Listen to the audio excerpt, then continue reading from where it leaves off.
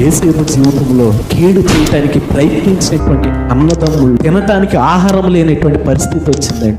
భయంకరమైనటువంటి కరువు వారి జీవితంలో వచ్చింది. యేసేపు అన్నలు యేసేపు కీడు చేయాలని ఆలోచన చేసి కీడు చేసి వారు ఆఖరికి ఏం పోగొట్టుకున్నారంటే దేవుడు వారికి ఇచ్చినటువంటి ఆశీర్వాదాన్ని వారు పోగొట్టుకొని కరువును అనుభవిస్తూ తినటానికి ఆహారం లేక ఆహారాన్ని ఎత్తుక్కుంటూ ఉంటూ ఐగుప్తు దేశంలో ఆహారం దొరుకుతుందని తెలుసుకొని మరలా తన సొంత తమ్ముడు దగ్గరికి ఆహారం కోసం వారు వచ్చారు.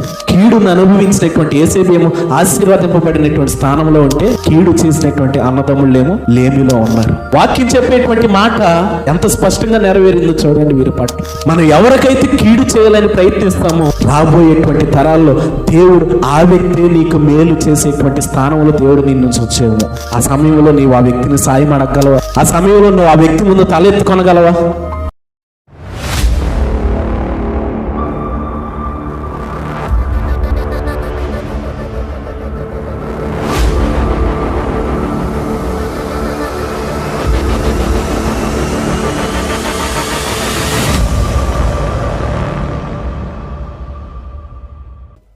మన ప్రభువును ప్రియ రక్షకుడైన యేసుక్రీస్తు వారి ప్రశస్తమైన నామం పేరిట మీ అందరికీ వందనాలండి. ప్రభునందు ప్రియమైన వర్లరా, సాధారణంగా లోకంలో ఉన్నటువంటి పరిస్థితులను గనక మనం ఆలోచన చేసినట్లయితే మనిషి యొక్క జీవన విధానంలో ఒక వ్యక్తి పైన మరొక వ్యక్తికి ద్వేషము కానీ కోపము కానీ ఉన్నటువంటి సందర్భాలలో క్షమాపణ వలన గొప్ప తగ్గింపు అనేటువంటిది కలగటం మనం గమనించవచ్చు. చాలామంది జీవితాలలో క్షమాపణ ఒప్పుకున్నా కూడా ఆ హృదయంలో ఉన్నటువంటి కోపాన్ని కానీ ద్వేషాన్ని కానీ వదిలిపెట్టుకోలేనటువంటి పరిస్థితులు ఉంటూ ఉంటాయి. సమాధానపడి హృదయంలో ఉన్నటువంటి దాన్ని తీసివేసుకోవటం మంచిదా, లేదా క్షమాపణ తర్వాత కూడా హృదయంలో ఆ ద్వేషాన్ని కోపాన్ని ఉంచుకోవటం మంచిదా అనేటువంటిది మనం ఆలోచన చేస్తే వాక్యలేఖనం అంటూ ఉంది. ఆమోసు గ్రంథము 5వ అధ్యాయము 14వ వచనం, మీరు బ్రతుకున్నట్లు కీడును విడిచి మేలు వెతకుడి, అలాగూ చేసిన ఎడల మీరనుకున్న చొప్పున దేవుడును సైన్యములకు అధిపతియు నాకు యెహోవా మీకు తోడుగా నుండును. కీడును ద్వేషించి మేలును ప్రేమించుచు గుమ్మములలో న్యాయము స్థిరపరచుడి. ప్రభునందు ప్రియమైన వర్లరా, మనిషి యొక్క జీవితంలో మనిషి అనేక విధమైనటువంటి సమస్యలతో అనేక విధమైనటువంటి రోగాలతో మనిషి త్వరగా చనిపోవటానికి ఒక విధంగా కారణము కీడు చేసేటువంటి ఆలోచన ఉండటం కూడా ఒక భాగమే అని మనం చెప్పుకోవచ్చు.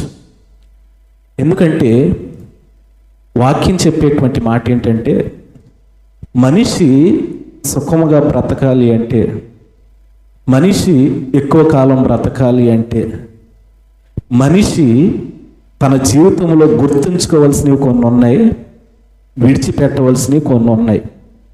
సామాన్యంగా మనిషిని యొక్క జీవిత విధానం ఎలా ఉంటుందంటే మేలు చేసిన వ్యక్తిని త్వరగా మర్చిపోవటానికి అవకాశం ఉంటుంది.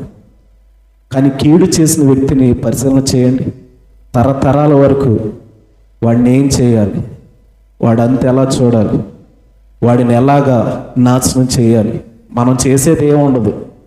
కానీ మన ఆలోచన ఎలా ప్రేరేపిస్తుందంటే వాడు నన్ను పలానప్పుడు ఎలా అన్నాడు, ఇలా అన్నాడు, వాడు పాడైపోవాలి, నాశనం అయిపోవాలి అంటే ఆ ఆలోచన విధానం అంతా ఎటువైపు పరిగెడుతుందంటే మనల్ని ద్వేషించినటువంటి వ్యక్తి ఏ విధంగా పాడైపోవాలా అనేటువంటి ఆలోచనతోనే మన యొక్క ఆలోచన విధానం అంతా పరిగెడుతుంది, కానీ మరొక విధంగా ఉండదు. మనిషి తన జీవిత కాలంలో ఎక్కువగా మేలు చేసిన వ్యక్తిని గుర్తుంచుకుంటారా, కీడు చేసిన వ్యక్తిని గుర్తుంచుకుంటాడు అనేటువంటిది మనం ఆలోచన చేస్తే కీడు చేసిన వ్యక్తిని ఎక్కువగా గుర్తుంచుకుంటాడు. కానీ వాక్యం చెప్పేటువంటిది అది కాదు. మేలును జ్ఞాపకం చేసుకోవాలంట, కీడును మర్చిపోవాలంట. అప్పుడే మనం బ్రతకగలమంట ఈ భూమి పైన. అది వాక్యలేఖనం కూడా మనకు సెలవిస్తుంది. మీరు బ్రతుకున్నట్లు కీడు విడిచి మేలును వెతకండి. ఒక క్రైస్తవుడిగా ఈ లోకంలో ఉన్నటువంటి వారమైనటువంటి మనం వెతకవలసిన దానిని విడిచిపెట్టవలసినటువంటి దానిని మనము వెతకటానికి ప్రయత్నిస్తూ ఉంటాం.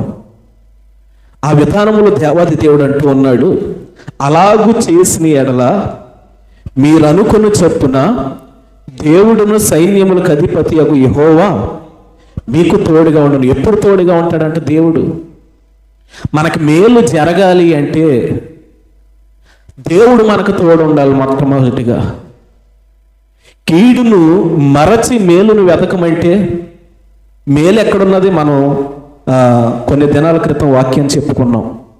మార్గంలో నిలిచి చూడుడి, పురాతన మార్గంలో వచ్చి విచారించుడి, మేలు కలుగు మార్గం ఏదో అని అడిగి తెలుసుకొని అందులో నడుచుకొనిడి, అప్పుడు మీ ప్రాణమునకు నెమ్మది విశ్రాంతి కలుగుననేటువంటి వాక్యాన్ని చెప్పుకున్నాం. ఆ మేలు కలిగేటువంటి మార్గం ఏంటో మనం చాలా స్పష్టంగా తెలియజేసుకున్నాం. నేనే మార్గమును సత్యమును జీవమునై ఉన్నానని చెప్పి దేవాది దేవుడు తెలియజేశాడు. ఇక్కడ చదవబడినటువంటి వాక్యంలో కూడా కీడును విడిచి మేలును వెతకమంటే దాని అర్థం ఏంటంటే దేవుణ్ణి వెతకమని వాక్యం మనకు చెబుతూ ఉంది.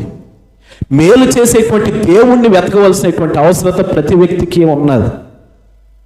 ఆ విధంగా ప్రతి వ్యక్తి మేలు చేసేటువంటి దేవుణ్ణి వెతికినప్పుడు దేవుడు ఏం చేస్తాడంట? ఆ వ్యక్తికి తోడుగా ఉంటాడంట. ఇప్పుడు మనం కీడుని విడవాలంటే ఏం చేయాలి? ఇది నా వల్ల కావట్లేదండి, విడిచిపెడతాం నాకు అవ్వట్లేదండి అని చెప్పి మనం చాలా సందర్భాల్లో అంటాం. వాడు అన్న మాట చాలా బాధాకరమైనటువంటి మాట అన్నాడు, లేదా చాలా భయంకరంగా నన్ను అవమానించాడు, చాలా భయంకరంగా నన్ను కొట్టాడు, అది మర్చిపోవటం నా వల్ల అవ్వట్లేదు అనేటువంటి సందర్భాలను మనం వాడుతూ చూస్తూ ఉంటాం. అయితే మర్చిపోకుండా మనం ఏం చేస్తామంటే వాడు నాకు చేసిన కీడుకు ప్రతిగా ఏదో ఒకటి జరగాలి, అప్పుడే నేను అది మర్చిపోతాను. వాడు నన్ను ఎంత అవమానపరిచాడో అంతకు మించినటువంటి అవమానం జరిగినప్పుడు నేను దాన్ని విడిచిపెడతాను అనేటువంటి భావన మనలో ఉంటుంది. అయితే మన జీవితంలో కీడును మర్చిపోవటం అనేటువంటిది అది చాలా కష్టమైన పని. అయితే కీడును మర్చిపోవాలంటే ఏం చేయాలని చెబుతుందంటే వాక్యం 15 వచనంలో కీడును ద్వేషించాలంట. అంటే ఇప్పుడు మనం కీడును మర్చిపోవాలి అంటే ఆ కీడును మనం ద్వేషించాలంట. మనం ఎప్పుడైతే దాన్ని ద్వేషిస్తామో దాన్ని మర్చిపోవటానికి అది వీలుగా ఉంటుంది. అలాగే రెండవది మనం పరిశీలన చేస్తే మేలును ప్రేమించుచు, మనం ప్రేమించిన దాన్ని మనం ఎక్కువగా జ్ఞాపకం చేసుకుంటూ ఉంటాం. మనం ద్వేషించిన దాన్ని త్వరగా మర్చిపోవటానికి అవకాశం అనేటువంటిది ఉంటుంది. అలాగే వాక్యలేఖనం కూడా సెలవిస్తూ ఉంది, మీరు కీడును మరచి మేలును వెతికితే మీరు బ్రతుకుతారు అంటూ ఉన్నాడు. కారణం ఏంటంటే నీకు దేవుడు తోడుగా ఉంటాడు కాబట్టి నీవు ఆ విషయంలో ఏ డోకా ఉండదు అనేటువంటిది దేవుని యొక్క వాక్యలేఖనం యొక్క ఉద్దేశం.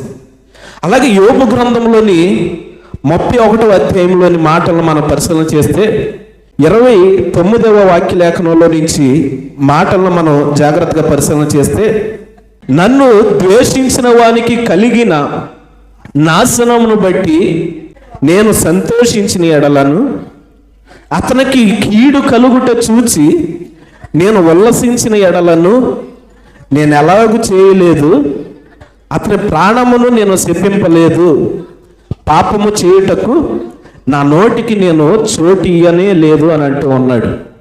సాధారణంగా మానవుని యొక్క జీవిత విధానాన్ని మనం పరిశీలన చేస్తే మనకైతే ఎవరైతే కీడు చేస్తారో ఆ కీడు చేసిన వారికి హఠాత్తుగా ఏదైనా నాశనం వచ్చినప్పుడు మనం ఏం చేస్తామంటే వీడికి బాగానే జరిగింది, పలానప్పుడు నన్ను అలా అన్నాడు కదా, పలానప్పుడు నన్ను ఎలా అన్నాడు కదా, పలానప్పుడు నన్ను ఇలా ద్వేషించాడు కదా అని చెప్పి వారికి కలిగిన నాశనాన్ని బట్టి మనం ఏం చేస్తామంటే సంతోషపడతాం.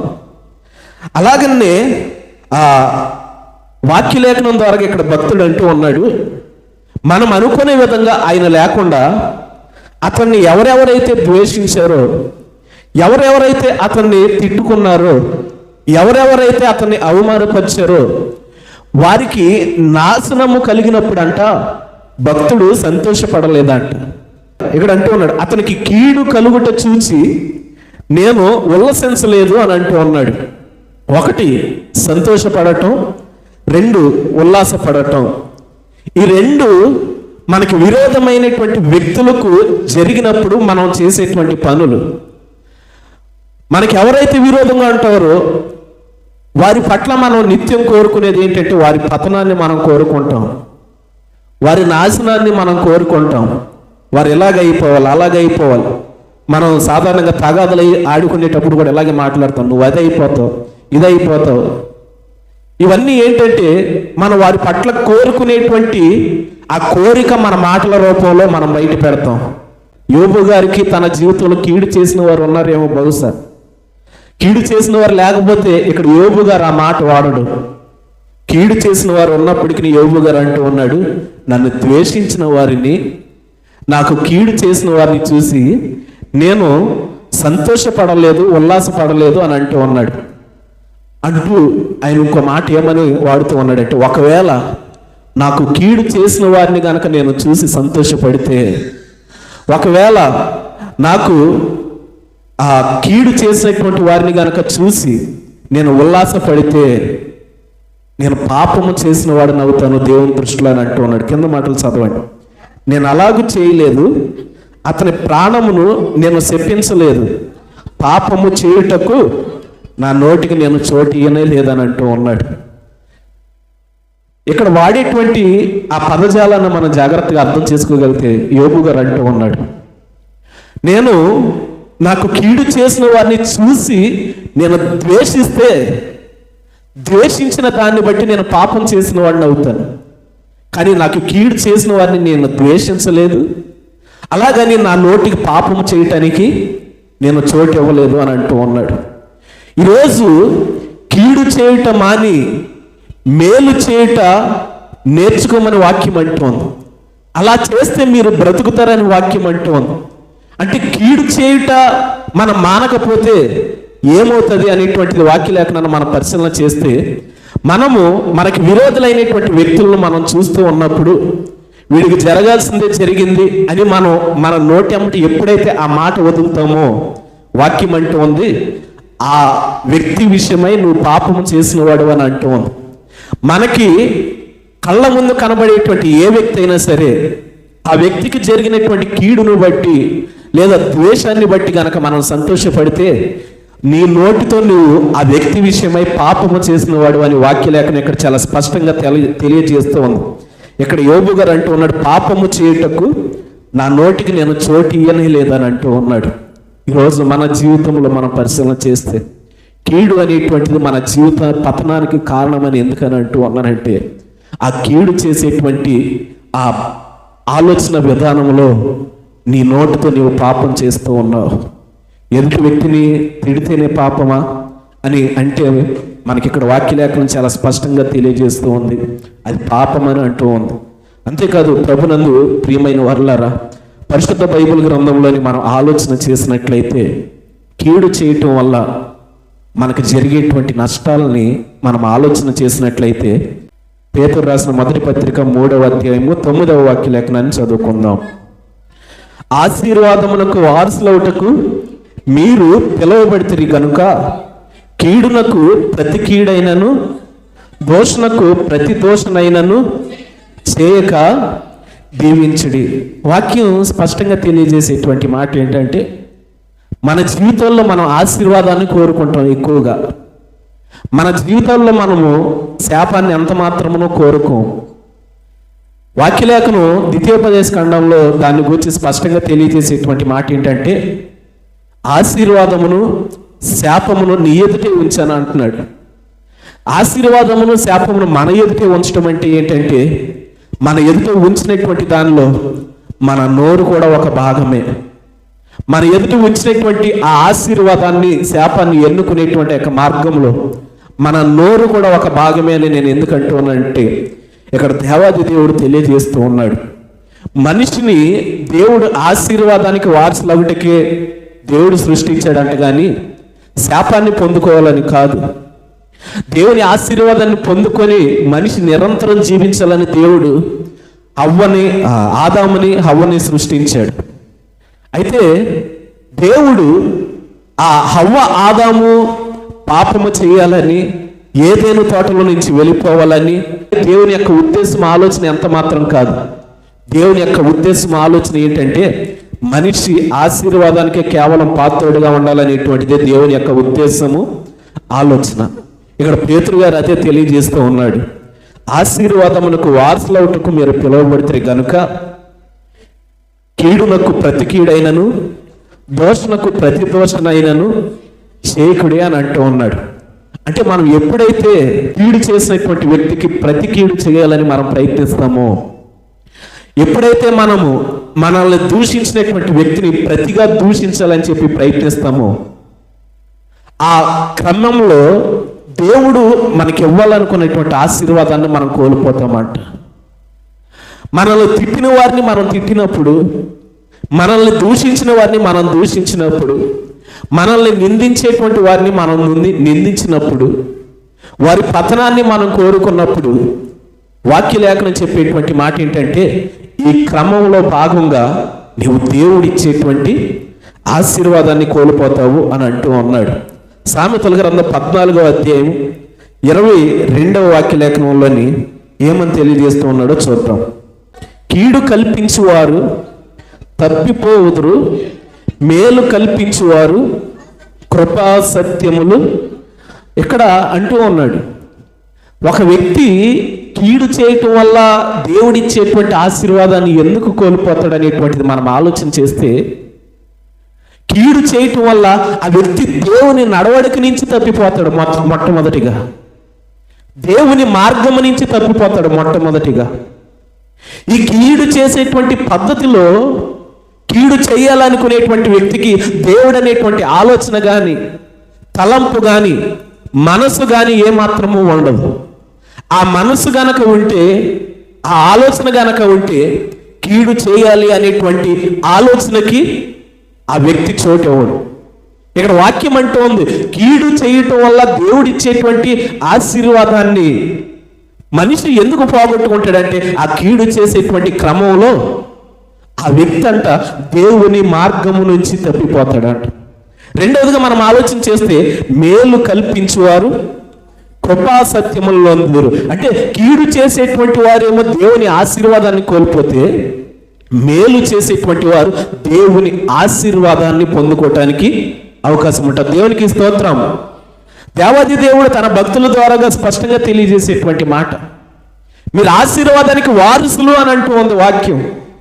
మీరు దేవుని యొక్క ఆశీర్వాదానికి వారసులు అవ్వటానికే పిలువబడ్డారు. కాబట్టి ఆ ఆశీర్వాదాన్ని పొందుకోవాలంటే నీవు మేలు చేస్తేనే ఆ ఆశీర్వాదాన్ని పొందుకోగలవు తప్ప కీడుకు ప్రతి కీడు చేస్తే నీవు ఆశీర్వాదాన్ని పొందుకోలేవు అని అంటూ ఉంది వాక్యం. అలాగే కీడుకు ప్రతి కీడు చేస్తే ఏమవుతుంది? 23 వచనం, ఏ కష్టము చేసినను లాభం కలదు. ఎలా కలిగిద్ది లాభం?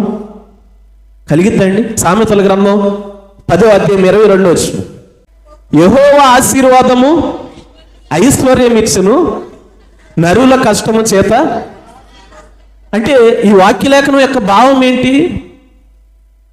మనము కష్టపడినటువంటి దానికి ప్రతిఫలం ఉండాలి అంటే దేవుని ఆశీర్వాదం మనం పైన ఉంటేనే ఆ కష్టానికి ప్రతిఫలం ఉంటుంది. ఇక్కడ వాక్యం అంటూ ఉంది, కీడు కల్పించేటువంటి వారు ఏ కష్టము చేసినను వారికి లాభం కలగదంట. ఎలా కలిగిద్ది? దేవుడిచ్చేటువంటి ఆశీర్వాదాన్ని ఆ వ్యక్తి పోగొట్టుకుంటాడు. కాబట్టి దేవుడిచ్చేటువంటి ఆశీర్వాదాన్ని పోగొట్టుకునేటువంటి ఆ యొక్క వ్యక్తి ఏ పని చేసినా కూడా అందులో నష్టమే తప్ప లాభం ఉండదని వాక్యం అంటుంది. రెండవదిగా మనం పరిశీలన చేస్తే వట్టి మాటలు లేమిడికి కారణము అని అంటూ ఉన్నాడు. ఈ కీడు చేసేటువంటి వారు వట్టి మాటలు మాట్లాడతారంట. ఈ వట్టి మాటలు మాట్లాడేటువంటి క్రమంలో ఆ వట్టి మాటలు వారికి ఏం కలగజేస్తాయంట? లేమిని కలగజేస్తాయంట, కరువును కలగజేస్తాయంట. ఇక్కడ చదువుకున్నటువంటి వాక్యంలోనేమో మేలు చేసేటువంటి వారు ఏ పని చేసినా వారికి లాభం కలిగిద్ది, అలాగే వట్టి మాటలు పలికేటువంటి వారు, కీడు చేసేవాడు పలికే మాటలన్నీ ఎలా ఉంటాయంటే వట్టి మాటలే, గట్టి మాటలు అయ్యేవాడు. ఆ వట్టి మాటల క్రమంలో ఆ వ్యక్తిని ఏ విధంగా మనం దోషిని చేయాలా అనేటువంటి ఆలోచన విధానమే ఉంటుంది తప్ప రెండో ఆలోచన విధానం ఉంటుందా? ఉండదు. ఆ వట్టి మాటలు కాస్త నేను వట్టి మాటలే కదా అంటున్నానని ఆలోచన మనకు కలిగింది, కానీ ఆ వట్టి మాటలు కాస్త మన యొక్క కరువుకి, మన యొక్క నష్టానికి, మన యొక్క లేమికి కారణమవుతుంది అనేటువంటి విషయాన్ని మనం మర్చిపోతాం. బైబిల్ గ్రంథంలో మనం ఆలోచన చేస్తే ఈ కీడు చేసేటువంటి క్రమంలో మనం ఎన్నో మాటలు మాట్లాడతాం. ఆ మాట్లాడేటువంటి మాటలన్నీ వట్టి మాటలే. దాని ద్వారాగా మాట్లాడేటువంటి వ్యక్తికి ఏ విధమైనటువంటి ప్రయోజనం కానీ లాభం కానీ ఉండిద్దా? లాభము లేని మాటలు. ఆ మాటల వల్ల ఆ వ్యక్తికి లాభం లేకపోగా వాక్యం అంటూ ఉంది, ఆ మాటల వల్ల ఆ వ్యక్తికి లేమి కలిగిద్దంట. అంటే లేమి అంటే కరువు కలిగిద్దంట, నష్టము కలిగిద్దంట. ప్రభునందు ప్రియమైనటువంటి వారిని మరి గమనించండి, ఈరోజు మన పరిస్థితి ఎలా ఉంది? మనం ఎంతమందిని గురించి మనం ఈ విధంగా వట్టి మాటలు మాట్లాడుకునేటువంటి క్రమంలో ఉన్నాం? ఉదయం లెగిస్తే మనల్ని ద్వేషించినటువంటి వారి పతనాన్ని కోరుకునేటువంటి జీవితాన్ని మనం జీవిస్తూ ఉన్నామా? ఈ లోకంలో మన పైన ఎవరైతే విరోధులుగా ఉన్నారో వారిని గురించి ఆలోచించేటువంటి జీవితాన్ని మనం జీవిస్తూ ఉన్నామా?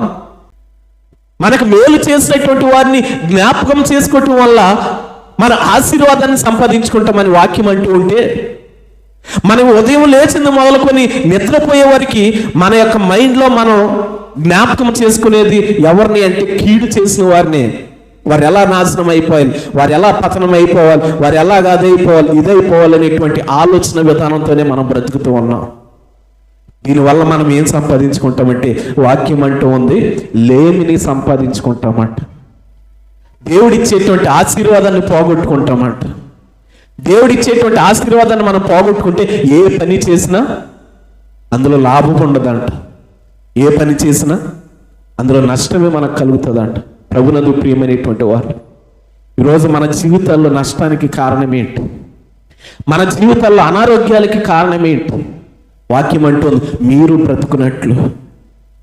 70 సంవత్సరాలు బ్రతకవలసినటువంటి వ్యక్తి అర్థాయిస్తూనే చనిపోతూ ఉన్నారు, అనారోగ్యాలతో, నీరసాలతో. ఎందుకని కారణం అంటే అనేక విధములైనటువంటి ఆలోచనలు, అనేక విధమైనటువంటి తలంపులు, అనేక విధమైనటువంటి ఆ ఆలోచనలతో, తలంపులతో, నన్ను వాడేలాగన్నాడు, నన్ను వీడేలాగన్నాడు, వాడు అలాగైపోవాలి, వాడు ఎలాగైపోవాలి, అలాగైతేనే బాగుంటుంది అనేటువంటి తాపత్రయంతో మన జీవితాన్ని మనం పాడు చేసుకుంటూ ఉన్నాం తప్ప మనం అనుకునేవాడికి ఏమి అవ్వదు. ఏమన్నా అవుతా? మన వాడు అలాగైపోవాలి, వాడు ఎలాగైపోవాలి, వీడు ఎలాగైపోవాలని చెప్పి మనం అనుకుంటూ మన ఆరోగ్యమే పాడైపోతుంది తప్ప మనం ఎవరిని గురించి అనుకుంటూ ఉంటామో వాడికి ఏమీ అవ్వదు. కారణం ఏంటంటే మనం వాడి గురించి అనుకుంటూ వాడి విషయంలో మనం పాపం చేస్తూ ఉన్నాం. యోబు గారు అంటూ ఉన్నాడు, నేను అలా అనుకుని ఎడల నా నోటికి పాపం చేయటానికి నేను అవకాశం ఇచ్చిన వాడిని అవుతాను, కాబట్టి నేను అలా అనుకోలేదు, నా నోటికి పాపము చేయటానికి అవకాశం ఇవ్వలేదని అంటూ ఉన్నాడు. మనము ఎప్పుడైతే ఎదుటివాని యొక్క కీడును గురించి మనం ఆలోచన చేయటం ప్రారంభిస్తామో దేవుని దృష్టిలో పాపం చేసిన వారం అవుతాం. దేవుని దృష్టిలో పాపం చేసిన వారం అవటం మాత్రమే కాకుండా తప్పిపోయిన వారం అవుతామని వాక్యలేఖనంలోనే మనం చాలా స్పష్టంగా తెలియజేసుకున్నాం. సామెతల గ్రంథం 14:22 తెలియజేసుకున్నాం. కీడు కల్పించే వారు ఏమవుతారంట? తప్పిపోతారంట. మనం ఎలా ఉంటూ ఉన్నాం? కీడు చేసిన వారిని గురించి ఆలోచన చేస్తూ, కీడు చేసిన వారిని గురించి తలంచుచు దేవుని మార్గంలో నుంచి తప్పిపోతూ ఉన్నామా? వాక్యం అంటూ నిలుచుచున్నానని తలంచుకున్నవాడు పడిపోకుండా చూసుకోవాలంట. పడిపోయే మార్గంలో, పడిపోయేటువంటి విధానంలో మన పొరుగువాడికి కీడు చేయాలనేటువంటి ఆలోచన కూడా ఒకటనేటువంటిది మనం గమనించాలి. ఇక్కడ వాక్యం చాలా స్పష్టంగా తెలియజేస్తాం, కీడు కల్పించేవారు తప్పిపోదురు, మేలు కల్పించేవారు కృపా సత్యములు నొందుదురు అని అంటూ ఉన్నాడు. కీడు కల్పించేవారు ఎలా తప్పిపోతారు అనేటువంటిది మనం ఆలోచన చేస్తే యోసేపు జీవితంలో జరిగినటువంటి ఆ సన్నివేశమే దానికి ఒక ఉదాహరణ. యోసేపు ఐగుప్తు దేశానికి ఆర్థిక శాఖ మంత్రిగా అయిన తర్వాత అతని కుటుంబ సభ్యులందరూ అతని ముందు నిలవబెడితే యోసేపు తన అన్నలతో అంటూ ఉన్నాడు. ఆదికాండం 50వ అధ్యాయం 20వ వాక్య లెక్కనన్నీ చదువుకుందాం. మీరు నాకు కీడు చేయ ఉద్దేశించితిరి గాని నేటి దినమున జరుగుచున్నట్టు అనగా బహు ప్రజలను బ్రతికించున్నట్లుగా అది మేలుకే దేవుడు ఉద్దేశించెను అని అంటూ ఉన్నాడు యోసేపు గారు. యోసేపు జీవితంలో జరిగినటువంటి సన్నివేశాలన్నీ మనకు తెలిసినవే. యోసేపు విషయంలో తమ అన్నలు ఎప్పుడు అవకాశం దొరికితే ఎప్పుడు చంపేద్దామా అన్నట్లుగా ఎదురు చూశారు. ఎవరండి? సొంత తోడబుట్టినటువంటి అన్నలు.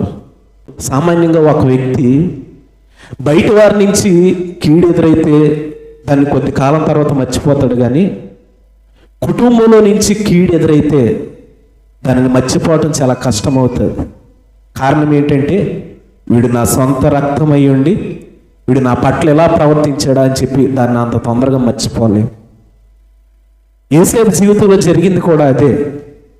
యోసేపు జీవితంలో జరిగింది మనం పరిశీలన చేసినట్లయితే ఆదికాండము 37వ అధ్యాయము 3వ వచనాన్ని మనం పరిశీలన చేస్తే అక్కడ వాక్యం ఈ విధంగా రాయబడి ఉంది.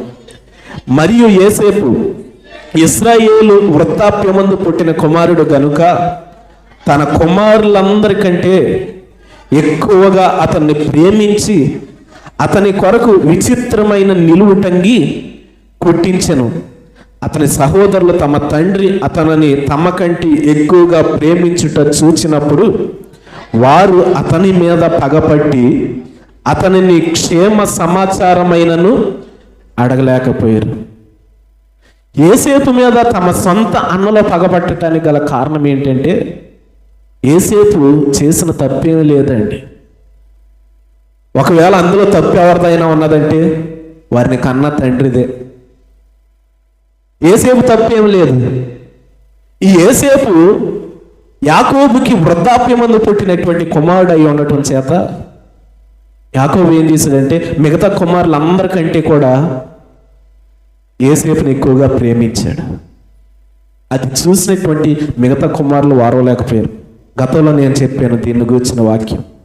తల్లిదండ్రుల ప్రేమలో లోపాలు ఉంటే, తల్లిదండ్రుల ప్రేమ బిడ్డలందరిపైన ఒకటిగా లేకపోతే అది ఏ విధమైనటువంటి నష్టాలకి కారణమనేటువంటి వాక్యాన్ని మనం గతంలో చెప్పుకున్నాం. అయితే ఇక్కడ కూడా యోసేపు తన జీవితంలో చేసిన తప్పు ఏమైనా ఉన్నదంటే ఏమీ లేదండి. అన్నలు పగపట్టడానికి, అన్నలు యోసేపుని ఆ విధంగా చంపటానికి ప్రయత్నించడానికి కారణం ఎవరన్నా ఉన్నారంటే అతని తండ్రి చూపించినటువంటి ప్రేమే దానికి కారణం తప్ప యోసేపు ఏమాత్రం తప్పుటివాడు కాదు. అయితే ప్రభునందు ప్రియమైనటువంటి వాళ్ళ ఇక్కడ వాక్యం స్పష్టంగా తెలియజేస్తూ తమ తండ్రి వారందరికంటే యోసేపుని ఎక్కువగా ప్రేమించడం వలన అన్నలు పగబట్టిరి అని రాయబడి ఉంది. అయితే ప్రభునందు ప్రియమైన వాళ్ళు ఈ పగబట్టినటువంటి అన్నలు యోసేపు పైన ఈ విధంగా రగిలిపోతూ ఉంటే యోసేపు ఏం చేస్తూ వచ్చాడంటే మరికొన్ని దర్శనాలని చెబుతూ వచ్చాడు. నాకు ఇలా దర్శనం వచ్చింది, అలా దర్శనం వచ్చిందని, మీ అందరి పనులు నా పని ఏట సాష్టంగా పడ్డాయని, సూర్య చంద్ర నక్షత్రాలు నాకు లోబడ్డాయని ఈ దర్శనాలన్నీ చెబితే వారి పగ మరింత రెట్టింపైంది. లాభం లేదు. వీడు మన ముందుంటే వీడొక్కడే కొడుకుగా భావిస్తాడు మన తండ్రి. మనం ఎవరము ఆయన కొడుకుల్లాగా ఉండం, ఇంకా మనమందరం ఆయన కొడుకుల్లాగా మనం ఉండాలి అంటే ముందు వీడిని మనం తొలగించాలి అనేటువంటి కుట్ర ఆలోచన చేశారు. ఆ కుట్ర ఆలోచనలో భాగంగా అన్నలు సమయం కోసం ఎదురు చూస్తున్నారు. ఎప్పుడు దొరుకుతాడా, ఎప్పుడు పట్టుకుందామా, ఎప్పుడు చంపేద్దామా. అలాగనే ఒకనొక సమయం వచ్చింది. తండ్రి అయ్యా నీ అన్నల క్షేమ సమాచారం తెలుసుకోరా అని చెప్పి యోసేపును పంపిస్తే ఒంటరిగా వెళ్ళాడు.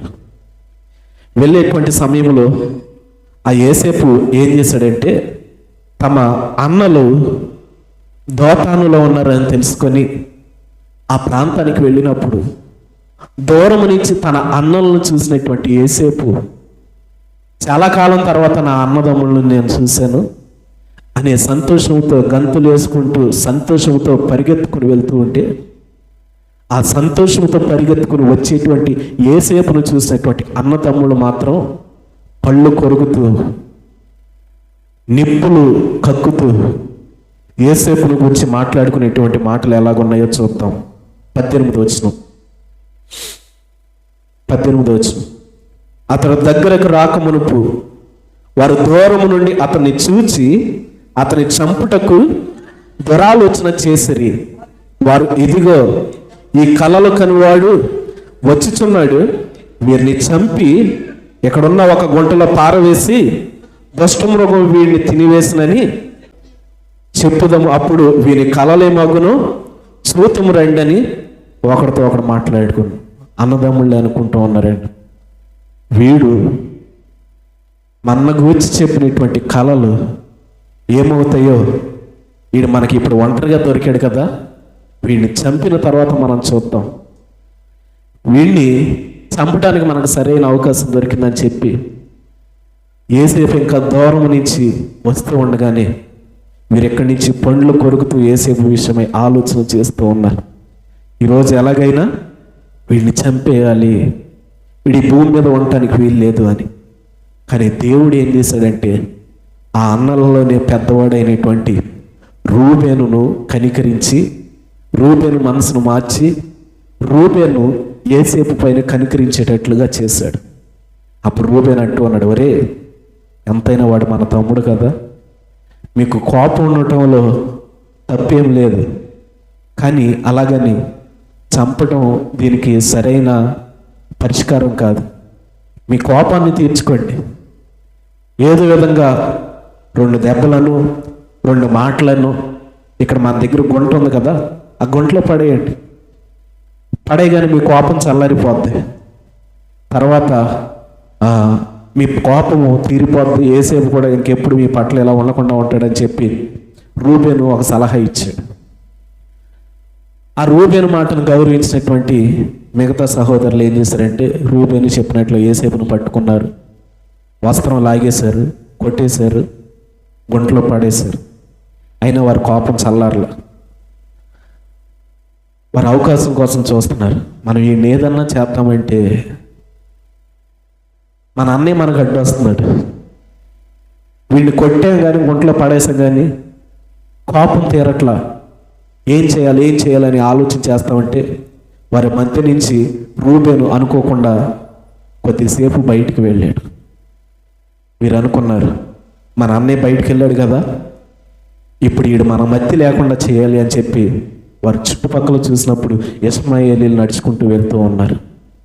వారు ఆలోచించేశారు, ఒరే మన అన్నయ్య వచ్చేలోపు వీడిని ఇష్మాయేలీలకు అమ్మేద్దాం, మనకు డబ్బు వస్తుంది, మన పగా తీరిద్దని చెప్పి ఆ రూబేను మరలా వీరి దగ్గరికి వచ్చేలోపు గుంటలో నుంచి యోసేపును గబగబా బయటకు లాగి ఇష్మాయేలీలకు అమ్మేసి ఆ యోసేపు పైన ఉన్నటువంటి యొక్క చొక్కాని తీసి దాన్ని కత్తులతో అలా కోసి ఇలా కోసి ఒక మేక పిల్ల కోసి దాని రక్తం దాని మీద చిందించి, తండ్రి ఇంకేముంది నీ ముద్దులు కొడుకుని దుష్టమూరం వచ్చి చీల్చేసింది ఇదిగో అని చూపించాడు. ఆ సమయంలో వారి పగను తీర్చుకోవటమే వారు ఆలోచన చేశారు. కానీ ఆ తండ్రి పైన అన్ని ఆశలు పెట్టుకున్నటువంటి, ఆ కుమారుడి పైన అన్ని ఆశలు పెట్టుకున్నటువంటి ఆ తండ్రి ఏమవుతాడనేటువంటిది వారు ఆలోచన చేయలా. వారి జీవితంలో వారు చేసినటువంటి ఆ ఒక తప్పు, వారి జీవిత కాలంలో తండ్రి వారి ముందు ఏడుస్తూనే ఉన్నాడు తప్ప ఏ రోజు సంతోషంగా లేడు. వీరు అనుకున్నారు వాడిని మన మధ్యలో నుంచి దూరం చేస్తే తండ్రి మనల్ని ప్రేమిస్తాడు కదా అని. తండ్రి దగ్గర నుంచి ఆ యోసేపును దూరం చేసిన తండ్రి ఆ యోసేపును గూర్చే మనసు పెట్టుకొని దిగులు చెందుతూ ఏడుస్తూ ఉన్నాడు తప్ప తన జీవితకాలం అంతా మిగతా కుమారుల్ని అప్పుడన్నా ప్రేమించినట్లుగా మనకు కనబడదు.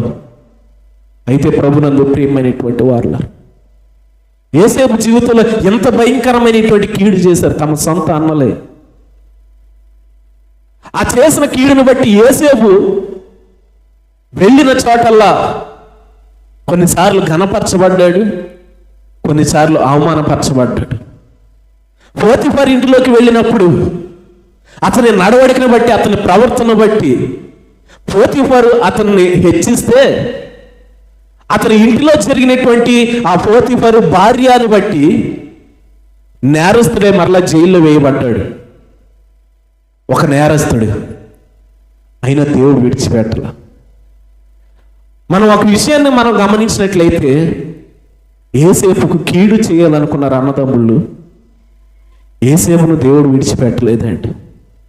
యోసేపును రక్షిస్తూనే ఉన్నాడు దేవుడు. యోసేపును గుంటలో నుంచి పైకి లేపాడు దేవుడు. యోసేపుని చెరసాల్లో నుంచి బయటికి తీసుకొచ్చాడు దేవుడు. చెరసాల్లో నుంచి బయటికి తీసుకుని వచ్చి ఐగుప్తు సింహాసనం పైన ఆర్థిక శాఖ మంత్రిగా దేవుడు అతను కూర్చోబెట్టాడు. దేవునికి స్తోత్రం. కూర్చోబెట్టినటువంటి ఆ యోసేపు దగ్గరికి ఆశ్చర్యకరమైనటువంటి విషయం ఏంటంటే, దేవుడు తన అన్నల్ని రప్పించాడు. ఏ అన్నలైతే తనకి కీడు చేశారో అదే అన్నల్లో సహాయం కొరకు అదే యోసేపు దగ్గరకు దేవుడు రప్పిస్తే, యోసేపు వారందరినీ గుర్తుపట్టాడు కానీ వారికి కీడు చేయాలనేటువంటి ఆలోచన యోసేపులో కలగల. యోసేపు ముందుకి తన అన్నలందరూ వచ్చి నిలవబడితే వారిని చూసి సంతోషంలో ఏం చేయాలో అర్థం కాక గది లోపలికి వెళ్ళి ఏడ్చాడండి యోసేపు. ఇంతకాలం తర్వాత మరలా నేను నా అన్నల్ని ఈ విధంగా చూస్తున్నానని చెప్పి గదిలోకి వెళ్ళి వారు ఉన్నటువంటి పరిస్థితిని బట్టే కానీ, యోసేపుకి వారి మీద ఉన్నటువంటి ప్రేమను బట్టే కానీ గదిలోకి వెళ్ళి ఏడ్చి మరలా తన ప్రేమ బయటపడకుండా, అసలు వీరందరూ వచ్చారు కానీ నాకు తమ్ముడు ఉండాలి కదా, నా తమ్ముడు ఏమయ్యాడు అని తెలుసుకోవటం కోసం అతని ప్రేమను అంచుకొని మీ తమ్ముడు తీసుకొని రండి అని చెప్పి మరలా కొంచెం కఠినంగా ప్రవర్తించాడు కానీ వారికి కీడు చేసేటువంటి ఆలోచన మాత్రం యోసేపు చేయలే. కొంచెం కఠినంగా ప్రవర్తించాడు వారి పట్ల. దానికి కారణం ఏంటంటే, అసలు నా తమ్ముడు ఏమయ్యాడు, నేను చనిపోయిన తర్వాత నాకంటే చిన్నోడు నా తమ్ముడే కదా, కాబట్టి నా తమ్ముడిని కూడా వీళ్ళు అదే ప్రకారంగా చంపేశారేమో, అసలు నా తమ్ముడు బ్రతుకున్నాడో లేదు చూద్దాం అని చెప్పి కొంచెం కఠినంగా ప్రవర్తించి, మీ అందరికంటే చిన్నోడు ఉంటాడు కదా తీసుకుని రండి అంటే వెళ్ళి తీసుకొని వచ్చారు. మరలా తన తమ్ముడి పైన ఆ ప్రేమను ఆపుకోలేక వారిపైన ఒక దొంగతనం నిందేసి తమ్ముడిని అక్కడ ఉంచుకొని మీ తండ్రిని తీసుకొని రమ్మన్నాడు. వారందరూ వచ్చిన తర్వాత, వారందరూ వచ్చి అతని ముందు నిలవబడిన తర్వాత అప్పుడు ఓపెన్ అయ్యాడు యోసేపు. వీరు మాత్రం గుర్తుపట్టలా యోసేపుని. ఐగుప్తు దేశపు ఆర్థిక శాఖ మంత్రి అనుకుంటూ ఉన్నారు తప్ప యోసేపుని తమ తమ్ముడే అని వీరు గుర్తుపట్టలా. తన తండ్రి కూడా గుర్తుపట్టలా. యోసేపు తన అన్నలతో తన తండ్రితో అంటూ ఉన్నారు, అన్నలారా, నేను ఎవరినో కాదు, మీ సహోదరుడినే. మీరు నా పట్ల కీడు చేయాలని ప్రయత్నించారు కానీ నేను మీకు మేలు చేసేటువంటి పొజిషన్లో దేవుడు నన్ను ఉంచాడు అంటున్నాడు. దేవునికి స్తోత్రం. మనం ఎవరికైతే కీడు చేయాలని ప్రయత్నిస్తామో రాబోయేటువంటి తరాల్లో దేవుడు ఆ వ్యక్తే నీకు మేలు చేసేటువంటి స్థానంలో దేవుడు నిన్ను ఉంచేమో. ఆ సమయంలో నీవు ఆ వ్యక్తిని సాయం అడగగలవా? ఆ సమయంలో నువ్వు ఆ వ్యక్తి ముందు తలెత్తుకొనగలవా? యోసేపు అంటూ ఉన్నాడు, అన్నలారా, నేను మీ తమ్ముడిని అంటే వారు భయపడి ఉంటారు. బహుశా మన తమ్ముడికి మనం ఎంత కీడు చేశాం కదా, ఎంత ద్వేషించాం కదా, ఎంత అవమానపరిచాం కదా, కొట్టాం కదా, తిట్టాం కదా, ఇవన్నీ మనసులో పెట్టుకొని ఇప్పుడు అతడు అధికారిగా ఉన్నాడు కదా, మనల్ని చంపేస్తాడేమని చెప్పి భయపడి ఉండొచ్చు. బహుశా చేయాలంటే చేయొచ్చు, అలాగా అధికారం ఉంది. కానీ అన్నలారా, భయపడమాకండి. మీరు చేసిన కీడుకు ప్రతిగా కీడు చేయాలన్న ఆలోచన నాలో లేదు. మీకు మేలు చేయటానికి దేవుడు నన్ను ఇక్కడ నియమించను. చదవండి ఒకసారి అన్నమాట. ఆదికాండం 50:20. మీరు నాకు కీడు చేయని ఉద్దేశించారు కానీ నేటి దినము జరుగునట్లు, అనగా బహు ప్రజలు బ్రతుకున్నట్లుగా అది మేలుకే దేవుడు ఉద్దేశించును యేసేపు అంటూ ఉన్నాడు. ఈరోజు మీరు నాకు కీడు చేయాలని అనుకున్నా కానీ ప్రజలందరికీ మేలు చేయటానికి దేవుడు దాన్ని నా పట్ల మేలుగా మార్చాడని యేసేపు అంటూ ఉన్నాడు. ప్రభునందు ప్రియమైనటువంటి వారులారా, యేసేపు జీవితంలో కీడు చేయటానికి ప్రయత్నించినటువంటి అన్నదమ్ముళ్ళు తినటానికి ఆహారం లేనటువంటి పరిస్థితి వచ్చిందండి. భయంకరమైనటువంటి కరువు వారి జీవితంలో వచ్చింది.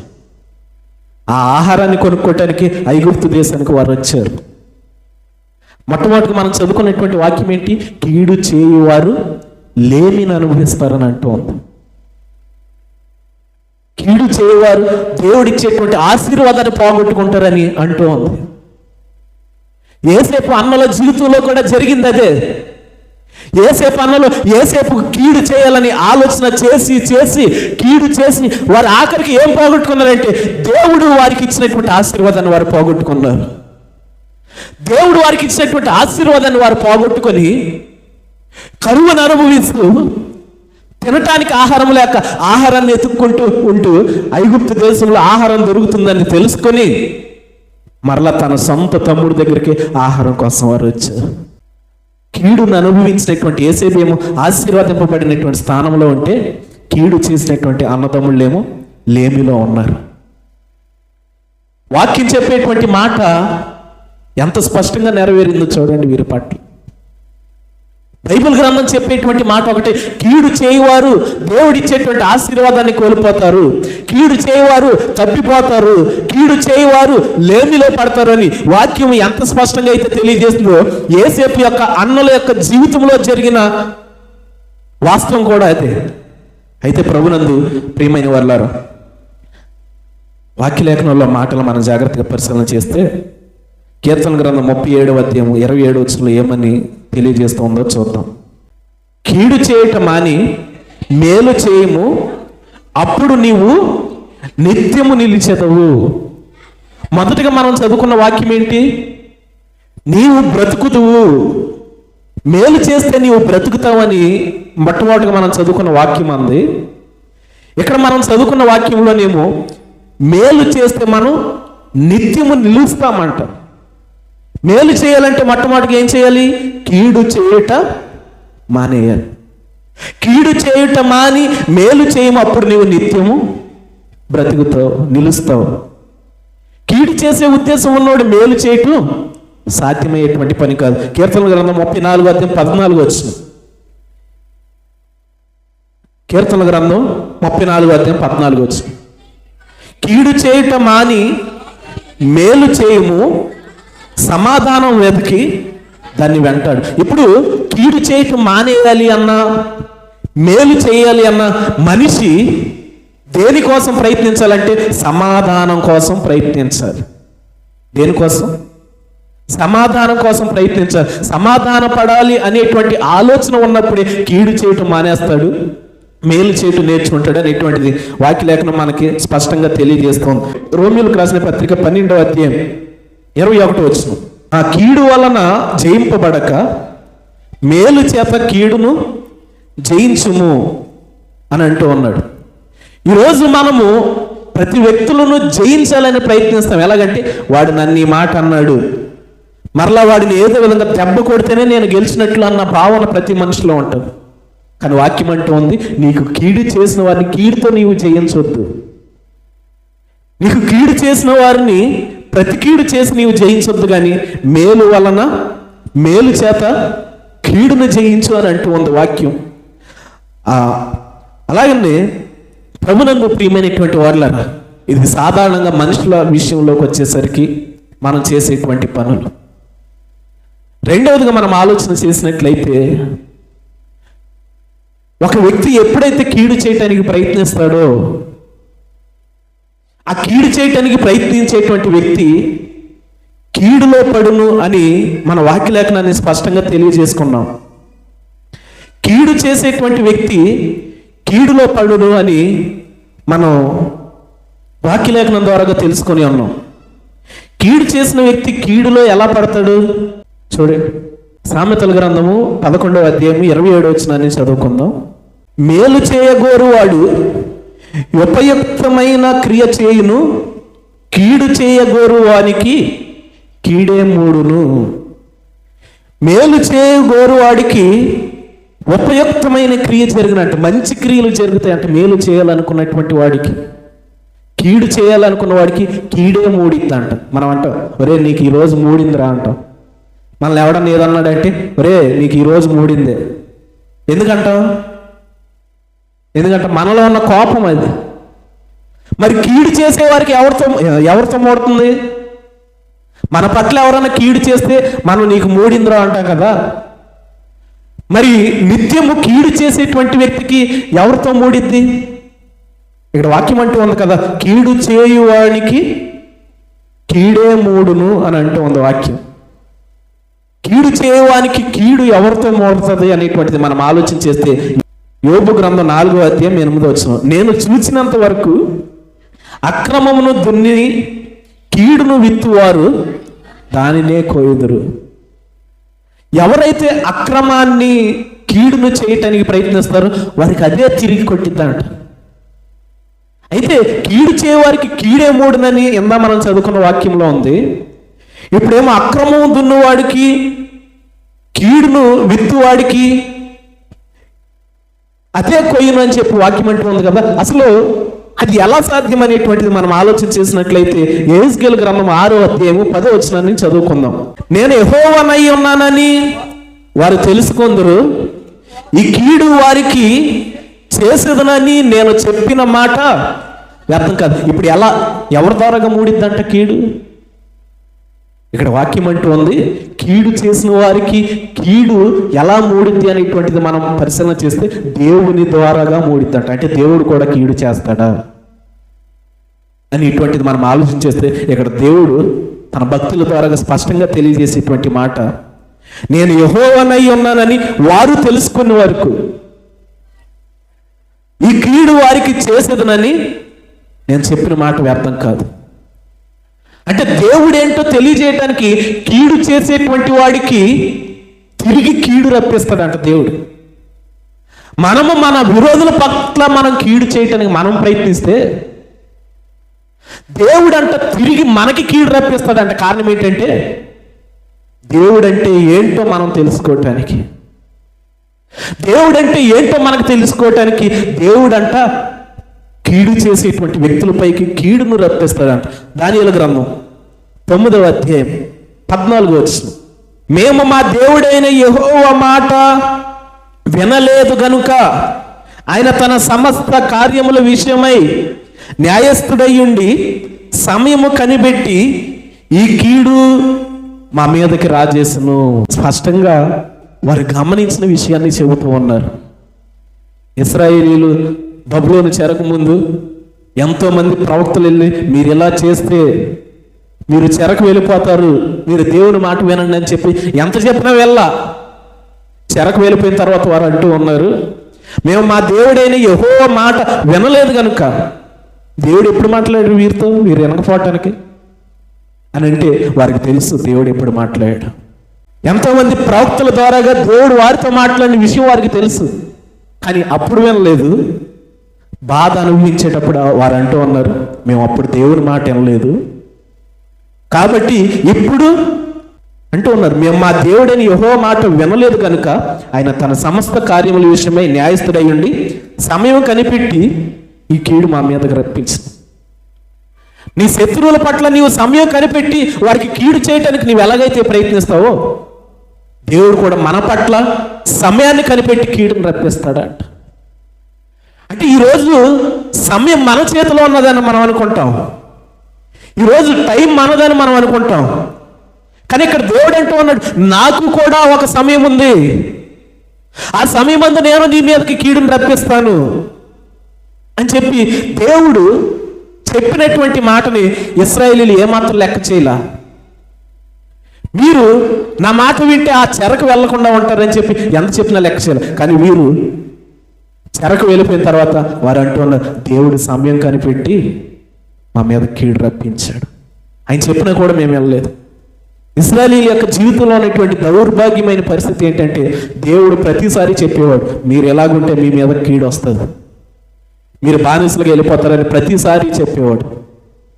ఎవరో ఒక న్యాయాధిపతిని పంపించేవాడు, వారు ఏడ్చినప్పుడల్లా ఇకనైనా సరిగ్గా ఉండండి అని చెప్పి దేవుడు చెబితే మరలా వీరు దేవుని పట్ల అలాగే ప్రవర్తించేవారు.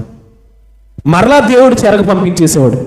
ఎలాగ న్యాయాధిపతులు వచ్చారు, రాజులు వచ్చారు. దేవుని మాట వినకుండా వారు 430 సంవత్సరాలు ఐగుప్తులో బానిసలుగా ఉండిపోయారు. బబులోను చెరలో 70 సంవత్సరాలు బానిసలుగా ఉండిపోయారు.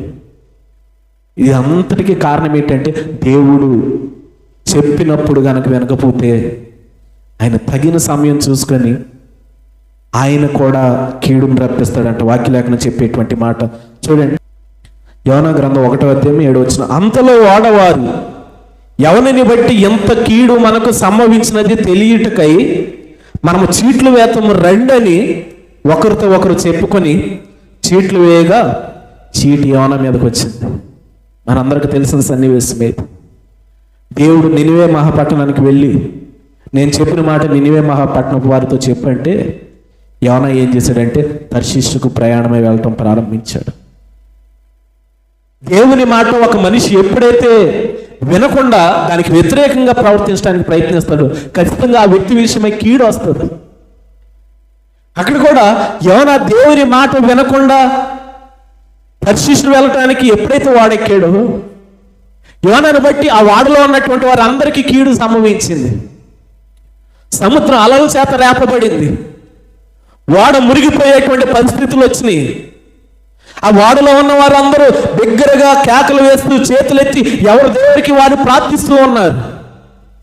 వాడలో ఉన్నటువంటి సామాన్ అంతా పారవేస్తూ ఉన్నారు వాడను తేల చేయటానికి. అయినా సరే అది చల్లారట్లా. వారు వాడను తేలిక చేసే కొద్దీ వాడ మునిగిపోవటం ప్రారంభిస్తూ ఉంది. వారికి అర్థమైపోయింది ఇది ఎవరిని బట్టో మన మీదకి వచ్చిన కీడని వారికి అర్థమైపోయి వారు చీట్లు వేస్తూ ఉన్నారు. ఎంత జరుగుతామంటే యోనా గారు ఎక్కడ ఉన్నాడంటే వాడ అడుగు బాగాన కమ్మగా నిద్రపోతూ ఉన్నాడు. చేయాల్సినంత చేసి చల్లగా తడిగొడ్డు వేసుకొని పడుకున్నాడు అంటారు చూసారా, ఆ టైప్లో ఉన్నది మనోడి పరిస్థితి. కీడు చేసినటువంటి యోనా వాడ అడుగు బాగాన పడుకొని ఉంటే పైన ఉన్న వారు ఎంత అల్లడిల్లిపోతూ దేవునికి ప్రార్థన చేస్తూ చీట్లు వేస్తే యోనా పేరు వచ్చింది. యోనా పేరు వస్తే ఈ కీడు రావడానికి కారణం యోనానా ఎక్కడున్నాడో చూడండి అంటే వెళ్ళి నిద్రపోతూ ఉన్నాడు. యోనాని నుంచోపెట్టి క్వశ్చన్ల మీద క్వశ్చన్లు చేశాడు. అసలు ఎవడరా నువ్వు, ఏ దేశం రన్నీది, నీవు ఎక్కడి నుంచి వచ్చావరా? ఒక జైల్లోని ఖైదీని ఎలాగైతే నిలబెట్టి ఇంట్రాగేషన్ చేస్తారు ఆ విధంగా ఇంట్రాగేషన్ చేశారు చుట్టుముట్టి. ఎవరిని బట్టి ఒక తప్పు జరిగితే ప్రజలందరూ కోపం ఉంటుందా లేదా, ఈ ఓడలో ఉన్న వారికి కూడా అలా కోపం వచ్చి నిలదీస్తే యోనా పరిస్థితి చెప్పాడు. ఈ పరిష్కారం కారణం ఒకటే, ఈ కీడు నన్ను బట్టి వచ్చింది కాబట్టి నన్ను ఎత్తి సముద్రంలో పడేయండి అంటారు. పడేశారు. అప్పుడు ఆ కీడు చల్లారి. ప్రభునందు ప్రియమైనటువంటి వారులారా, మన దేవుని దృష్టిలో విరోధంగా ప్రవర్తించి మనం ఎక్కడికి పారిపోవాలన్న దేవుడు విడిచిపెట్టాడు. అందుకే కీర్తన గ్రంథంలో ఉంటాడు, నేను ఆకాశమునికి ఎక్కాను, అక్కడను నీవు ఉన్నావు, పాతాళ మందు పండుకొను, అక్కడను నీవు ఉన్నావు, వేకు రెక్కలు కట్టుకుని సముద్రపు దిగంతంలో నివసించను, అక్కడను నీ చెయ్యి నన్ను ఆదరించును, నీ కుడి చెయ్యి నన్ను పట్టుకున్నాను అంటూ ఉంటాడు. మనం ఎక్కడికి పారిపోవాలనుకున్నా దేవుడు గనక కీడు చేయాలనుకుంటే మనం ఎక్కడ దాక్కున్నా కూడా ఆ కీడు నుంచి మనల్ని తప్పించడం ఎవరి వల్ల కాదు. అయితే ప్రభునందు ప్రియమైనటువంటి వారలారు, కీడు చేసిన దేవుడు మరలా మేలు చేయాలి అంటే, ఆ కీడును తీసివేయాలి అంటే ఏం చేయాలనేటువంటిది యోనా గ్రంథం 3వ అధ్యాయం 10వ వచనంలో రాయబడి ఉంది. ఈ నినివే వారు తమ చెడు నడతలను మానుకొనగా వారు చేయుచున్న క్రియలను దేవుడు చూచి పశ్చాత్తాపుడై వారికి చేదునని తాను మాట ఇచ్చిన కీడు ఏం చేయక మానినంట, నినివే మహాపట్టణపు ప్రజల పట్ల కీడు చేద్దామని దేవుని యొక్క ఉద్దేశం. కారణం ఏంటంటే వారు దుర్మార్గంగా ప్రవర్తించారు. బైబిల్ గ్రంథంలో ఇలాంటి సందర్భాలు 2 కనబడతాయి. దేవుని దృష్టికి అతి దుర్మార్గంగా కనిపించినటువంటి పట్టణాల్లో నినివే మహాపట్టణమును, సొదొమ గొమొర్రా పట్టణాలు మనకు కనబడతాయి. ఈ 2 పట్టణాలని దేవుడు నాశనం చేయటానికి చూశాడు. సొదొమ పట్టణం నాశనం చేయబడింది. అలాగే ఈ నినివే మహాపట్టణం దేవుని చేత రక్షింపబడ్డది. ఆ 2 ప్రాంతాల్లో ఉన్నటువంటి వ్యక్తుల యొక్క నడవడిక ఒకటే, కానీ ఒక ప్రాంతంలో ఉన్నవారు నాశనం అయిపోతే ఒక ప్రాంతంలో ఉన్నటువంటి వారు రక్షింపబడ్డారంటే దానికి కారణం ఏంటి? ఒక వాక్యాన్ని మనం చూసుకుందాం, చూడండి. సామెతల గ్రంథం 28వ అధ్యాయం 14వ వచనం. నిత్యము భయము కలిగి ప్రవర్తించేవాడు ధన్యుడు, హృదయమును కఠినపరుచుకునేవాడు కీడులో పడును. దేవుడు సొదొమ గొమొర్ర పట్టణానికి ఆజ్ఞాపించాడు, మీరు దేవుని మాట వినట్లేదు కాబట్టి దేవుడి పట్టణాన్ని నాశనం చేస్తానని. వారు దేవుని మాటకి భయపడ్డారా? వారు దేవుని మాటకి భయపడకపోగా ఏం చేశారంటే వారి హృదయాన్ని కఠినపరుచుకున్నారు. చేశాడులే దేవుడు, ముందు మీరు రండి అని చెప్పి వెళ్ళిన దేవదూతలను కూడా ఆ విధంగా దాడి చేయడానికి ప్రయత్నించారు. చెప్పడానికి వెళ్ళినటువంటి ఆ వ్యక్తుల పైన కూడా వారు ఎప్పుడైతే ఆ విధంగా చేయడానికి ప్రయత్నించారు, వారు కీడులో పడ్డారు, కఠినపరుచుకున్నారు వారి యొక్క హృదయాన్ని. దేవుని అంటే భయం లేదు, కఠిన మనస్తత్వంతో నిండిపోయారు. కానీ ఇక్కడ నినివే మహాపట్టణ ప్రజలు ఏం చేశారు తెలుసా? యోనా ప్రకటన చేశాడు, ఈ పట్టణం నాశనం కాబోతోంది అని చెప్పి ప్రకటన చేస్తే నినివే మహాపట్టణ ప్రజలు భయపడ్డారంటే. సొదొమ గొమొర్ర పట్టణ ప్రజలు వెళ్ళిన వ్యక్తులను పాడు చేయడానికి ప్రయత్నిస్తే నినివే మహాపట్టణ ప్రజలు వెళ్ళిన వ్యక్తి మాటకి భయపడ్డారు. కారణం ఏంటంటే వారు ఆ వ్యక్తిలోని దేవుని మాటను చూశారు. ఆ వ్యక్తిలో దేవుని మాటను చూసి దేవునికి భయపడి వాక్యం అంటూ ఉంది, వారి చెడు మార్గాన్ని వారు విడిచిపెట్టారు, వారి దుర్మార్గతను వారు విడిచిపెట్టారు. వారి దుర్మార్గతను వారు విడిచిపెట్టి చదవబడినటువంటి వాక్యం ఏంటంటే, ఈ నినివే వారు తమ చెడు నడతలను మానుకొనగా వారు చేసిన క్రియలు దేవుడు చూసి పశ్చాత్తాపుడై వారికి చేతునని తాను మాట ఇచ్చిన కీడును చేయక మానేనని అంటూ ఉన్నా. దేవుని మాటకి వారు లోబడ్డారు. దేవుని మాటకి వారు లోబడి వారి హృదయాన్ని కఠినత్వపరుచుకోకుండా వారి హృదయంలో ఉన్నటువంటి చెడు కార్యాన్ని, చెడుతనాన్ని వారు ఎప్పుడైతే మానుకున్నారో, చెడుతనాన్ని ఎప్పుడైతే వారు తీసివేశారో, దేవుడు వారికి రప్పిస్తానన్న కీడు నుంచి వారిని తప్పించాడు. దేవునికి స్తోత్రం. ఇప్పుడు దేవుడు కీడు రప్పిస్తే ఆ కీడు పోవాలంటే ఏం చేయాలండి? దేవుని పట్ల మన దుర్మార్గతను మనం విడిచిపెట్టుకోవాలి. కీడు చేయాలనేటువంటి దుర్మార్గతను మనం విడిచిపెట్టాలి. ద్వేషించాలనేటువంటి దుర్మార్గతను మనలో నుంచి విడిచిపెట్టాలి. ఇక్కడ చేసింది అదే. సామెతల గ్రంథం 22లో రాయబడి ఉంది, కీడుకు ప్రతి కీడు చేసుకొనవద్దు, యెహోవా కొరకు కనిపెట్టుకొనుము, ఆయన నిన్ను రక్షించును అని అంటూ ఉన్నా. నీకెవరన్నా కీడు చేశారా? వాడిని అలా చేయాలి ఎలా చేయాలని చెప్పి నువ్వు అనుకోవద్దు. నువ్వు దేవుని కొరకు కనిపెట్టుకో, దేవుడే నిన్ను కాపాడుతాడు. వాడు చేసిన కీడుకి ప్రతి కీడు చేయకు, నువ్వు దేవుని కొరకు కనిపెట్టానంటూ ఉంది వాక్యం. ప్రభునందు ప్రియమైనటువంటి వారిలా, ఇది మనిషి యొక్క జీవితంలో ఉన్నటువంటి భాగం. రెండవది, మనిషి గుర్తుంచుకోవాల్సింది ఏంటనేటువంటిది అంటే మేలును గుర్తుంచుకోవాలి. ఇప్పటి వరకు కీడును గుర్తుంచుకుంటే దాని ద్వారాగా వచ్చేటువంటి ఆ దుష్పరిణామాలు మనం తెలుసుకున్నాం. మనిషి యొక్క జీవితంలో మనిషి బ్రతకాలి అన్నా, నిలబడాలి అన్నా, ఆశీర్వాదంతో ఉండాలన్నా మనిషి గుర్తుంచుకోవాల్సింది ఏంటంటే మేలును. ఏ మేలును గుర్తుంచుకోవాలి? కీర్తన గ్రంథం 103వ అధ్యాయం 2వ వచనం. నా ప్రాణమా యెహోవాను సన్నుతించుము, ఆయన చేసిన ఉపకారములలో దేనిని మరువకు. అంటే మనం మరవకుండా ఉండాల్సింది ఏంటి? దేవుడు చేసిన కార్యాలు అంటే. కానీ మనిషి యొక్క జీవితంలో ఆశ్చర్యం ఏంటంటే దేవుడు చేసిన కార్యాలు గుర్తుపెట్టుకోవటం సాధ్యమయ్యే పని కాదు. దేవుడు ఇశ్రాయేలీయులతోనే చెప్పాడు ఆ వాగ్దాన దేశానికి నడిపించే ముందు, మీరు ఇప్పటి వరకు ఇబ్బంది పడ్డారు, బానిస బ్రతికారు, అరణ్యంలో నడిచారు, ఇప్పుడు మీకు మంచి ఇల్లు ఇస్తున్నాను, మంచి ఇల్లు కట్టించుకొని మీరు కడుపారా తిని మీ గొర్రెలు మీ మేకలు మీ కలిగినంత వదిలినప్పుడు మీ దేవుడైనా యెహోవాను మర్చిపోతారేమో జాగ్రత్త అన్నాడు. అలాగే మర్చిపోవటం ప్రారంభించారు ఇశ్రాయేలు. దేవుడు మన జీవితాల్లో ఎన్ని మేలులు చేయలేదండి? ఎన్నోసార్లు ప్రాణాపాయాల నుంచి దేవుడు నీ కుటుంబంలో నీ కుటుంబాల్లో ఎన్నోసార్లు ప్రాణాపాయ పరిస్థితుల్లో నుంచి నిన్ను కాపాడలేదా? కరువులో నిన్ను కాపాడలేదా? ఇబ్బందుల్లో నిన్ను కాపాడలేదా? సమస్యల్లో నిన్ను కాపాడలేదా? దేవుడు నీ పట్ల చేయనటువంటి కార్యాలేవి. కానీ ఒకటన్నా గుర్తుందా? భక్తుడు అంటూ ఉన్నాడు, నా ప్రాణమ యెహోవాను సన్నిధించుము, ఆయన చేసిన ఉపకారములో దేనిని అంటే ఒక్కటి కూడా మనం మర్చిపోకూడదంట. దావీదు తన జీవిత కాలంలో అలాగే బ్రతికాడు. ఎంతగా నీవు నన్ను హెచ్చించటకు నేను ఏ పాటి వాడిని ప్రభు, తన పూర్వపు స్థితిని గుర్తుంచుకున్నాడు దావీదు. నేను ఒకప్పుడు గొర్రెలు కాసుకునేటువంటి వాడిని కాదు, నా కుటుంబం ఏ పాటిది, ఎంత హెచ్చుగా చేసినది అంతయు మానవుల దృష్టికి హెచ్చు, కానీ నీ దృష్టికి కొంచెమే ప్రభువా, ఇదంతా నీ చేతి పనే అన్నాడు. తన జీవితంలో అలా భావించాడు కాబట్టి దేవుడు అంతకు మించి దావీదుని ఇంకా వర్ధిల్ల చేశాడు. లోకస్వార్త 17:15 10 మంది కుష్ఠరోగులు కనబడతారు. 10 మంది కుష్ఠరోగుల్ని దేవుడు స్వస్థపరుస్తాడు. మీరు పరిగెత్తండి, మీకు స్వస్థత కలిగిద్దా అన్నాడు. దేవుని దగ్గరికి తిరిగి వచ్చిన వాళ్ళు ఎంతమందో తెలుసా? ఒకడే. అప్పుడు ఆయన ఆ వ్యక్తిని చూసి బాధతో అడుగుతాడు, 10 మంది స్వస్థపడ్డారు కదా, నీ ఒక్కడవేనా తిరిగి వచ్చావా అన్నాడు. ఏమండి, చేసిన మేలు మర్చిపోతే మేలు చేసినటువంటి దేవునికి ఎంత బాధ కలిగిద్దండి?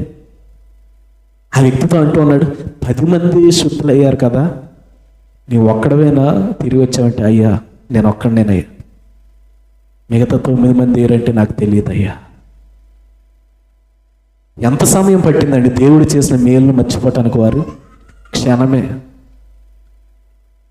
ఆ దినాల్లో కుష్ఠరోగం గలవారిని ఊర్లో ఉండనిచ్చేవారు కాదు, కొండల్లో ఉండేవారు. ఎవరు వారి జోలికి వెళ్ళేవారు కాదు, ఎవరు పట్టించుకునేవారు కాదు. అలాంటి పరిస్థితులు వారు ఆయన దగ్గరికి వచ్చి దూరంగా నిల్చుండి, ప్రభువా నీకు ఇష్టమైతే మమ్మల్ని స్వస్థపరచవంటే వారు ఎందు చూసి జాలిపడి స్వస్థపరిచినటువంటి దేవుణ్ణి మర్చిపోవటానికి క్షణం పట్టలేదు వారు. 10 మంది దేవుని కార్యం పొందితే ఒక్కడే దేవుని గుర్తు చేసుకున్నాడు. నేటి క్రైస్తవ్యంలో ఉన్నటువంటి పరిస్థితులు కూడా అలాగే ఉన్నాయి. దేవుని ద్వారాగా అందరూ మేలులు పొందుతూ ఉన్నారు, కానీ కొందరు మాత్రమే దేవుని గుర్తుంచుకుంటూ ఉన్నారు. అయితే ప్రభునందు ప్రియమైనటువంటి వాళ్ళ వాక్యం అంటూ ఉంది, ఇర్మియా గ్రంథం 2:32 అంటూ ఉంది, కన్యక తన ఆభరణములు మర్చిన, పెండ్లి కుమార్తె తన వడ్డానములు మర్చిన, నా ప్రజలు లెక్కలేనని దినాలు నన్ను మర్చారు అంటున్నాడు. దేవుడే చెప్పేస్తున్నాడు.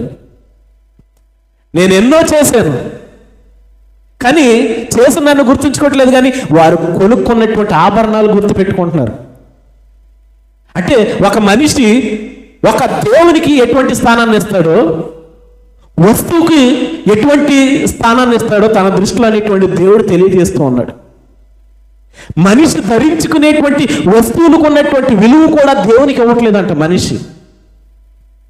కన్యక తన ఆభరణాలు మర్చిన అంటే ఈరోజు గమనించండి, అక్కడ దేవుడు కన్యక గురించి ఎందుకు మాట్లాడాడంటే, సాధారణంగా ఈ విషయంలో వారే ఫస్ట్ ఉంటారు. ఎవరు? ఏమ్మా నిజమేనంటారా? నిజమా అబద్ధం అంటారా? మగోళ్ళు ఏముంది, ఏది ఉంటే అది దొరికిందే అన్నట్లే వేసుకొని పోతారు చొక్కాలు అవి ఇవి. ఆడవారు బయటికి వెళ్తున్నాను, మంచి చీర ఉండొద్దు, లేకపోతే భర్తనన్న కాకబట్టి కొనేయాలి ఆ రోజు చీర, లేకపోతే యుద్ధమే. చీరతో పాటు చీర ఉంటే సరిపోయిందా? మంచి వడ్డానం ఉండొద్దు, మంచి ఆభరణాలు ఉండొద్దు, జిగినీలు ఉండొద్దు, చెవులీలు ఉండొద్దు. ఏ వస్తువున్నా మర్చిపోతారండి బయటికి వెళ్ళేటప్పుడు? చెప్పండి. ఇంట్లో ఉన్నప్పుడు ఎలాగున్నా అది వేరే విషయం, బయటికి వెళ్ళేటప్పుడు ఒక్క వస్తువు కూడా బీరిపోకుండా పెట్టుకుని వెళ్తారు. దేవుడు అంటున్నాడు, మీరు పెట్టుకునే వస్తువులను మర్చిపోకుండా గుర్తుంచుకుంటున్నారు, కానీ నన్ను మాత్రం లెక్కలేనని దినాలు మర్చారు అంటున్నాడు. బీరువాల్లో లాకర్లో భద్రంగా దాచుకుంటాం ఆ వస్తువుల్ని, దేవుణ్ణి గుండెల్లో దాచుకోవటానికి మనసు ఒప్పదు. ఒక వస్తువుని భద్రంగా కాపాడుకున్నట్లు దేవుణ్ణి మన హృదయంలో కాపాడుకోవటానికి మనసు అప్పదు మనిషికి. దేవుడు అదే బాధపడుతున్నాడు. కన్యక తన ఆభరణములు మర్చిన, పెండ్లి కుమార్తె తన వడ్డానములు మర్చిన, నా జనులు లెక్కలేనన్ని దినాలు నన్ను మర్చారు అంటున్నాడు. మరవటానికి కారణం ఏంటి? హోషేయ గ్రంథము 13:6 రాయబడి ఉంటుంది, తరువాత వారికి మేత దొరకగా వారు తిని తృప్తి పొంది నన్ను మర్చారు. దేవుడు కావాల్సినవి అన్నీ ఇచ్చేసాడు, ఇంక దేవుడితో పని ఏంటి? దేవుడు అదే అంటున్నాడు, నన్ను మర్చిపోవడానికి కారణం ఏంటంటే నేను వారికి కావాల్సినవి అన్నీ ఇచ్చేసాను కాబట్టి వాటిని అనుభవిస్తూ ఉన్నారు, వాటిని తింటూ ఉన్నారు, ఇక నాతో పని లేదు. ఇక్కడ వాక్యం చెప్పే మాట కూడా అదే. తర్వాత వారికి మేత దొరకగా వారు తిని తృప్తి పొంది గర్వించి నన్ను మర్చిరి. ఒక మనిషికి తృప్తిగా దేవుడు ఎప్పుడైతే ఇస్తాడో ఆ తృప్తితో పాటు గర్వం కూడా వస్తుంది. అసలు దేవుణ్ణి మర్చిపోవడానికి కారణమే ఈ గర్వం. ఈ గర్వం వల్ల దేవుణ్ణి మర్చిపోతాడు. వాక్యం అంటుంది, నాశనమునకు ముందు గర్వం నడిచిన, పడిపోటకు ముందు అహంకారమైన మనసు నడిచిన. ఆ గర్వమే ఆఖరికి ఆ వ్యక్తిని పతనం చేస్తుంది. ఎంతైతే దేవుణ్ణి మర్చిపోయి విర్రవీగుతాడో, ఎంతైతే దేవుణ్ణి మర్చిపోయి గర్విస్తూ ఉంటాడో తన మనసులో, తన హృదయంలో, ఆ గర్వం కాస్త ఎప్పుడు దాకా పోదంటే ఆ మనిషిలో నుంచి దేవుడు మరలా ఆ వ్యక్తిని పతనం చేసేదాకా కూడా ఆ గర్వం పోదంట ఆ మనిషిలో నుంచి. దేవుడు ఆ వ్యక్తిని పతనం చేసిన తర్వాత అప్పుడు తెలుసుకుంటాడంట, అయ్యో ప్రభువా నన్ను క్షమించు. 70 సంవత్సరాలు చెరక ముందు ఎంతమంది ప్రవక్తలు చెప్పినా ఇశ్రాయేలీయులు వెళ్ళా. చెరకు వెళ్ళిపోయిన తర్వాత ప్రభువా అప్పుడు చెప్పే వినలేదు. ధనవంతుడు బ్రతికొండగా ఎంతమంది ప్రవక్తలు చెప్పినా వెళ్ళా. చనిపోయిన తర్వాత అయ్యా నా తమ్ముళ్ళకి చెప్పు. వారు కూడా ఎలాగా ప్రవర్తిస్తూ ఉన్నారు, ఎలా నడుస్తూ ఉన్నారు. బ్రతికొండగా నీవు తెలుసుకోకపోతే మరణించిన తర్వాత ఏమీ కూడా మనకు ఉండదు. ప్రభునందు ప్రియమైనటువంటి వారలారా, వాక్య లేఖనాన్ని మనం జాగ్రత్తగా పరిశీలన చేస్తే, ప్రభునందు ప్రియమైనటువంటి వారలారా,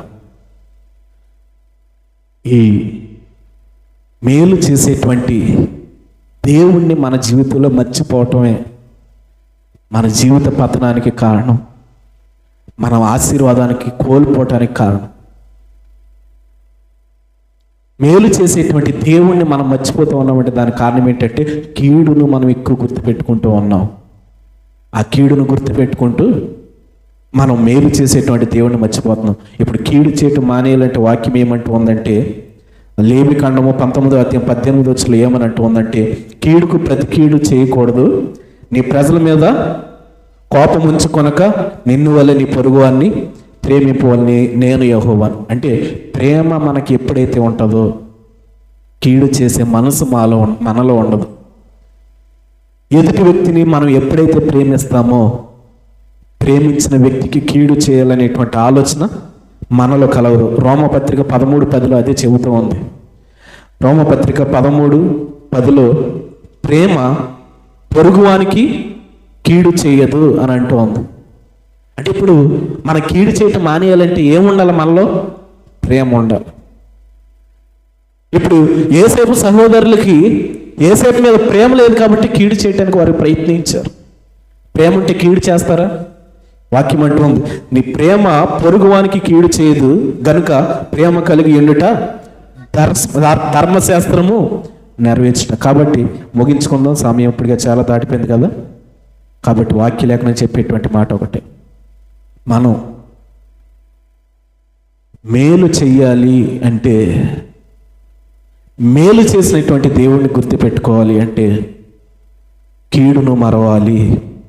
కీడును మరవాలి అంటే ప్రేమించే మనసు మనలో కలగాలి. ప్రేమను అగాధ సముద్ర జలాలు ఆర్పలేవని వాక్యం అంటాం. ప్రేమించే మనసు మనలో ఉన్నప్పుడు ఆ ప్రేమించే మనిషిని గురించి ఎవరెన్ని చెప్పినా ఆ ప్రేమ తప్పు పట్టదంట. రాసుందా బైబిల్లో? ప్రేమను అగాధ సముద్ర జలాలు ఆర్పచాలవు. అగాధ సముద్ర జలాలు అంటే లోకం అండి. లోకంలో ఉన్నటువంటి మనుషులు, లోకంలో ఉన్నటువంటి మనుషులు, ఇద్దరు వ్యక్తులు ప్రేమ కలిగి ఉంటూ ఉన్నారంటే 100 రకాలుగా చెప్పవచ్చు. ఆడు మంచోడు కాదు, ఈడు మంచోడు కాదు అని. కానీ ఆ ప్రేమ అంట ఎలాంటోడు నాకు తెలుసులే, నువ్వు నోరు మూసుకొని చెప్పి అన్నీ కొట్టిపడేసి మరలా మునుపుట్లాగా ప్రేమించడమే ఆ ప్రేమకు తెలుసు. కానీ అవునా అలాంటోడా, ఇలాంటోడా, అలాంటిదా, ఇలాంటిదా అనేటువంటి అవకాశాన్ని ప్రేమ రెండవ వ్యక్తికి ఇవ్వదంట. దానినే భక్తుడు అగాధ సముద్ర జలాలతో పోల్చాడు. అగాధ సముద్ర జలాలు ప్రేమను ఆర్పజాలు. ఆ ప్రేమ గనక మన పొరుగు వారిపైన మనకుంటే కీడు చేసే మనసు, ద్వేషించే మనసు మనలో నుంచి పోతుంది. మేలు చేసే మనసు మనలో కలిగిద్ది. ఈ మేలు చేసేటువంటి మనసు మనలో ఉండటం వల్ల మనం దేవుడు ఇచ్చేటువంటి ఆశీర్వాదాన్ని పొందుకుంటాం. దేవునికి స్తోత్రం. మీరు ఆశీర్వాదానికి వారసులగుటకే పిలువబడ్డారని అంటూ ఉన్నాడు దేవుడు. ఆ ఆశీర్వాదాన్ని మనం సంపాదించుకోవాలంటే కీడు చేసేటువంటి మనసు మనలో నిలిచిపోతేనే దేవుడు ఇచ్చేటువంటి ఆశీర్వాదం మనలో ఉంటుంది. కీడు చేసేటువంటి మనసును మనలో నుంచి తీసివేసి మేలు చేసేటువంటి మనసు మనం కలిగి ఉంటే దేవుని ఆశీర్వాదం నీకు తోడుగా ఉంటుంది. నీవే పని చేసినా అందులో చేయమంటావు. దేవుడి కొద్ది వాక్యం ద్వారాగా నేను దీవించి ఆశీర్వదించునుగా.